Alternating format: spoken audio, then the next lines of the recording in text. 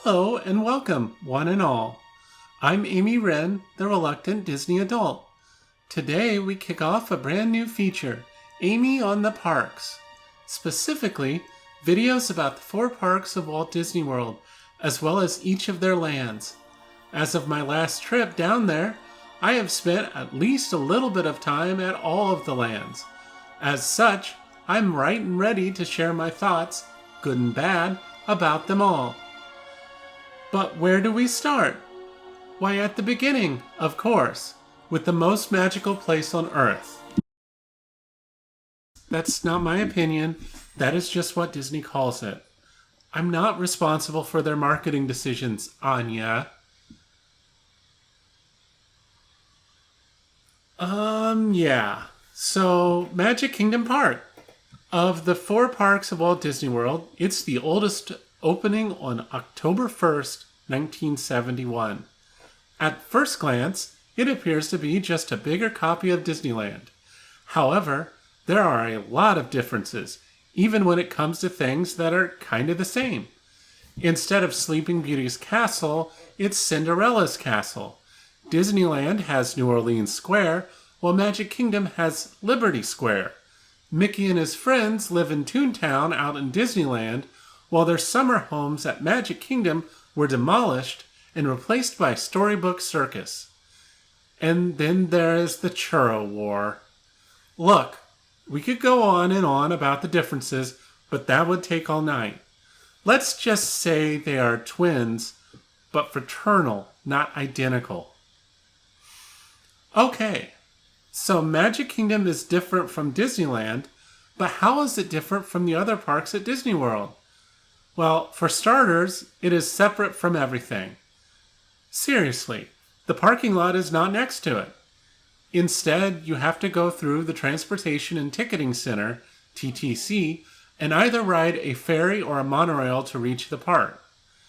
To get there from other parks and resorts, you need to take either a bus or a minivan, a branded lift that takes you right up to the entrance. Now, if you are at the Contemporary, Grand Floridian, or even the Polynesian Village Resort, you can also just walk. But regardless of how you arrive, it makes it all a bit of a show. In addition, the isolation separates the entrance experience from the traffic noise and other chaos of the very busy parking lot. Oh, and yeah, it can make going to the Magic Kingdom a real pain in the ass. But of course it's a pain in the ass. Magic Kingdom is the most visited theme park in the world, after all. Things just get really, really busy sometimes. Seriously, it is a great idea to be anywhere else than other Main Street USA right after the evening fireworks. Nevertheless, it has places that are fairly quiet where you can just sit down and soak in the ambiance and the theming and the shade. Assuming they haven't removed the bench to funnel you into a store to buy more crap.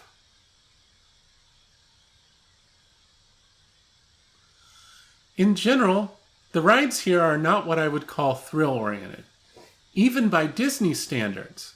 Sure, the roller coasters and the log flume are a whole lot of fun, but outside of Tron Light Cycle, they are fairly tame. As a person who isn't big on thrills, however, this is a feature, not a bug. Most of the attractions, then, consist of either dark rides like Peter Pan's Flight and Haunted Mansion, or long-running animatronic shows like Carousel of Progress, Hall of Presidents, and the venerable Country Bears. Okay, so enough about attractions. What about the food? Magic Kingdom has several famous quick-service restaurants, including Cosmic Rays, the busiest fast food restaurant in the world, Casey's Corner, and my all-time favorite, Columbia Harbor House.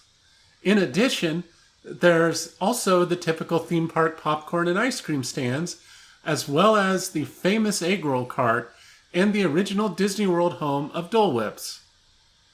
As far as sit-down restaurants go, there are a handful of them. A couple, Crystal Palace and Cinderella's Royal Table, have character meals. The rest mostly rely upon land-appropriate theming. For a long time, Magic Kingdom was the only park at Walt Disney World that didn't sell alcohol. Now, however, all of the sit-down restaurants serve it.